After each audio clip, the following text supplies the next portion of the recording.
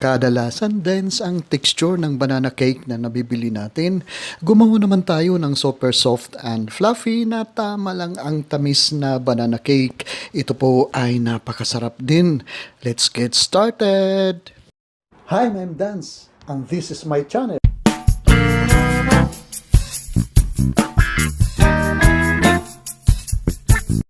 Ganito kahinog na banana ang ating gagamitin dito at 1 cup na puree na banana lang ang ating gagamitin dito at sa isang mixing bowl ay ibibit lang po natin ang ating 3 pieces na large na egg yolks.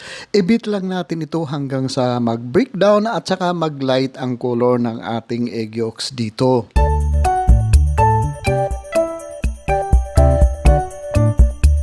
Magdadagdag naman tayo dito ng 1/3 cup na brown sugar at itutuloy-tuloy lang po natin ang ating pagbibit dito hanggang sa matunaw po ang ating sugar po dito kasama ang ating egg yolks.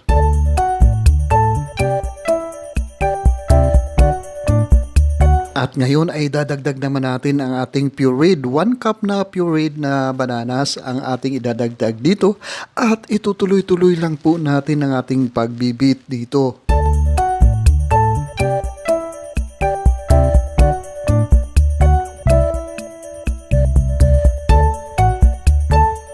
Magdagdag na rin tayo dito ng 1/3 cup na vegetable oil at itutuloy-tuloy lang po din natin ang ating pagbibit dito sa ating mixture.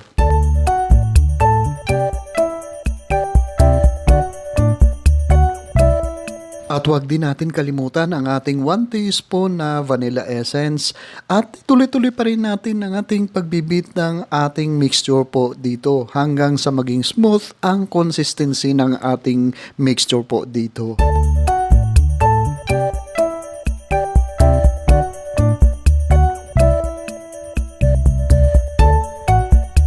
O ayan, smooth na po ang ating mixture po dito. Idagdag naman natin ang ating 1 cup na all-purpose flour. Sifted po na 1 cup na all-purpose flour, 1 teaspoon na baking powder, 1/2 teaspoon na baking soda, 1/4 teaspoon na fine salt, at imimikos-mikos lang po natin ito sandali at pagkatapos ay sa low speed ay ibibit uli natin ang ating mixture po dito hanggang sa ma-achieve po natin ang isang napaka-smooth na butter. At habang minimix po natin ang ating butter dito ay special shout out kay Geraldine Libo ng Hong Kong at saka kay Sunshine V Plaza ng Butuan City, kay Mary Ann Generoso ng Uzami City, at saka kay Ivor Villanueva ng North Carolina. Maraming salamat po sa palagi niyong pagsubaybay sa aking mga video recipe dito. Set aside muna natin ang ating butter dito para makarest at gagawin natin ang ating mirang dito. 3 egg whites po ang ating gagawing mirang dito at ibibit lang po natin at low speed hanggang sa maging bubbly po ang ating egg whites po dito. At pagkatapos ay magdadagdag po tayo ng 1/4 teaspoon na cream of tartar. Kung wala po kayong cream of tartar, pwede naman po 1/2 teaspoon na vinegar ang gamitin natin dito.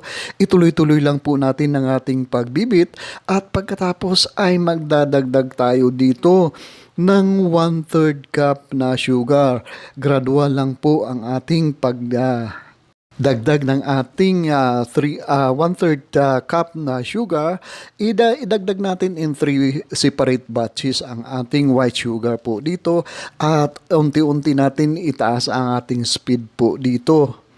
Ituloy-tuloy lang po natin ang ating pagbibit po dito hanggang sa maubos po ang ating sugar at pagkatapos ay pag naubos na ang ating sugar, itaas naman po natin sa pinakataas na speed ang ating hand mixer po dito at ibibit po natin ito hanggang sa maging ma-achieve natin ang stiff peak na consistency ng ating mirang po dito.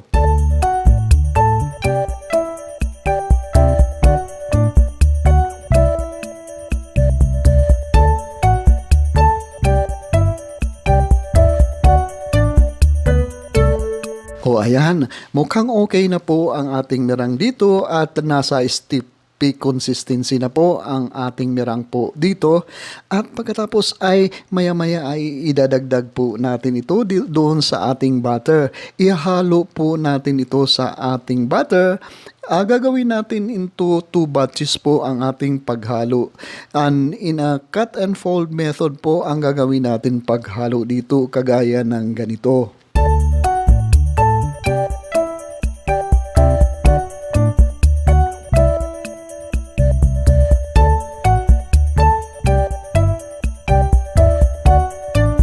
At kung nandyan pa po kayo nanonood sa ating paghahalo ng ating butter, ibig sabihin lang yan ay nagugustuhan nyo po ang video na ito. Paki-comment nyo naman po kung saang lugar kayo nanonood para i-shoutout ko po kayo at ang lugar nyo sa susunod kong video uploads. At kung meron po kayong mga comments o kung meron po kayong mga request na recipe, paki-post lang po sa comment section sa baba at sisikapin natin na tugunan ito.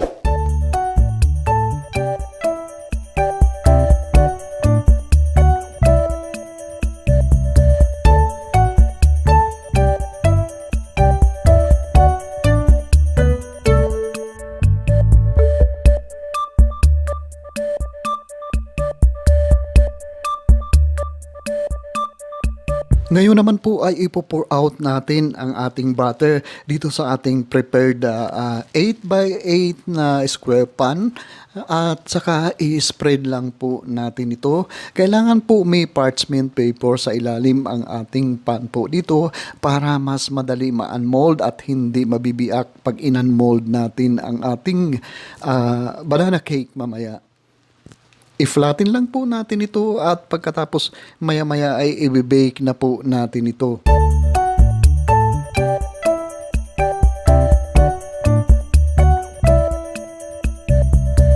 I-bake lang po natin ito ng mga 30 minutes at about 180 Celsius na temperature o depende po sa oven na meron po kayo. At ito na ang ating napaka-soft and fluffy at saka hindi gaano matamis na banana sponge cake po ang tawag ko dito.